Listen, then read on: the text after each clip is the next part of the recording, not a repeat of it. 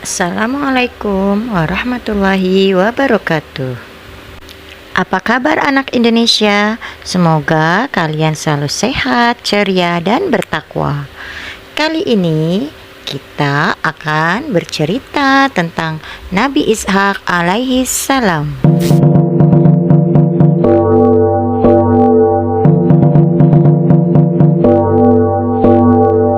Nabi Ishak alaihissalam lahir setelah penantian panjang Siti Sarah bersama sang suami Nabi Ibrahim. Kisah kelahiran Nabi Ishak jadi bukti bahwa Allah Subhanahu wa Ta'ala akan selalu mengabulkan permintaan orang-orang yang tak pernah putus asa memohon doa kepadanya. Kala itu Siti Sarah belum juga dikaruniai anak pada usianya yang telah menginjak 90 tahun.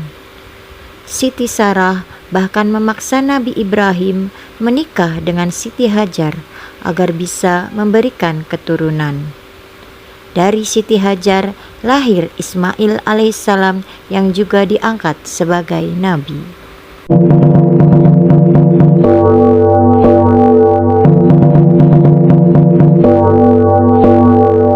Siti Sarah terus berdoa dengan sabar. Hingga pada suatu hari, datang dua orang tamu yang tak dikenal dan mencari Nabi Ibrahim. Ibrahim dan Siti Sarah menyajikan hidangan berupa daging sapi untuk menyambut tamu tersebut.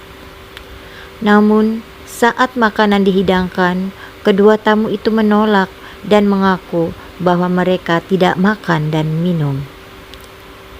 Kedua tamu itu lalu menyampaikan maksud kedatangannya. Mereka mengaku sebagai malaikat yang diutus oleh Allah untuk menyampaikan kabar gembira pada Ibrahim.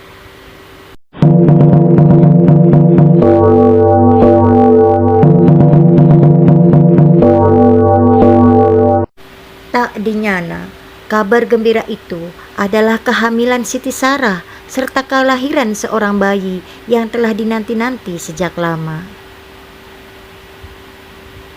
Dan istrinya berdiri lalu dia tersenyum, maka kami sampaikan kepadanya kabar gembira tentang kelahiran Ishak, dan setelah Ishak akan lahir Yakub. Bunyi terjemahan surat Hud ayat 71. Mulanya Siti Sarah dan Nabi Ibrahim seolah tak percaya pada kabar gembira itu. Betapa tidak, keduanya telah menginjak usia 90 tahun, usia di mana kelahiran bayi jadi hal yang muskil bagi seorang perempuan. Sungguh ajaib, mungkinkah aku akan melahirkan anak, padahal aku sudah tua dan suamiku ini sudah sangat tua. Ini benar-benar sesuatu yang ajaib, kata Siti Sarah sesuai dengan surat Hud ayat 72.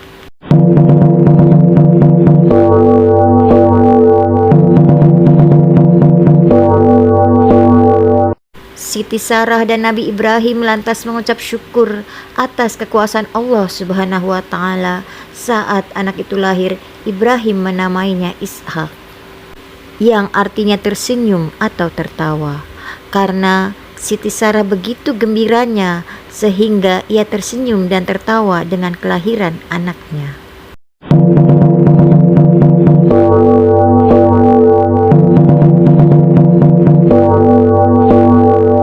Ishak tumbuh sebagai anak yang tampan, cerdas, saleh, dan berperilaku baik. Ibrahim mengajarkan Ishak agama Allah dan cara beribadah kepadanya.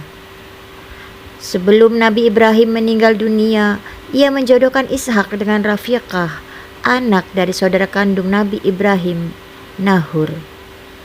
Setelah menikah, Ishak dan Rafiqah sama-sama berdakwah di jalan Allah.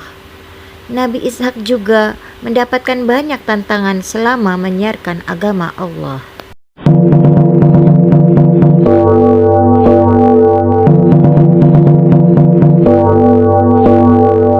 Ishak dan Rafiqah baru dikaruniai anak setelah menikah lebih dari 20 tahun.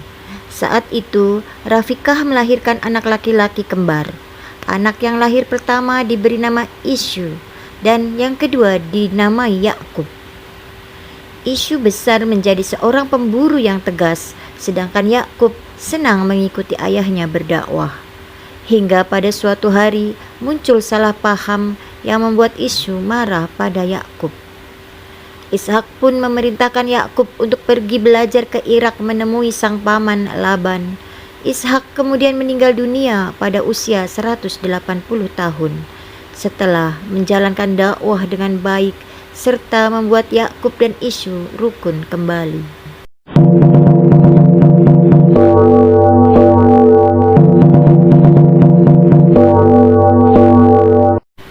Dan ingatlah hamba-hamba kami, Ibrahim, Ishak, dan Yakub, yang mempunyai kekuatan-kekuatan yang besar dan ilmu-ilmu yang tinggi.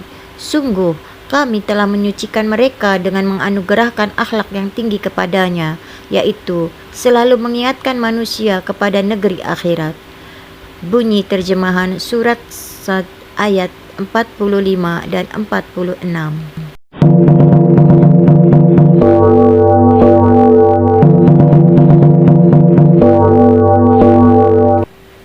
Dari sini ada hikmah dan pelajaran yang dapat dipetik. Kisah kelahiran Nabi Ishak memberikan pesan bahwa seorang manusia tak boleh putus asa dalam berdoa kepada Allah. Allah juga akan mengabulkan doa seseorang pada waktu yang tepat. Tak ada yang sulit bagi Allah Subhanahu wa Ta'ala, termasuk kelahiran seorang bayi pada usia senja seperti Siti Sarah.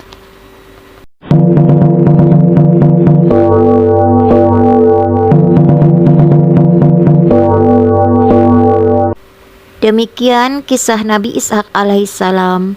Semoga semua anak Indonesia dapat memetik hikmah di balik kisah Ishak alaihissalam dan dapat menambah ketebalan iman di hati anak-anak semua. Terima kasih. Wassalamualaikum warahmatullahi wabarakatuh.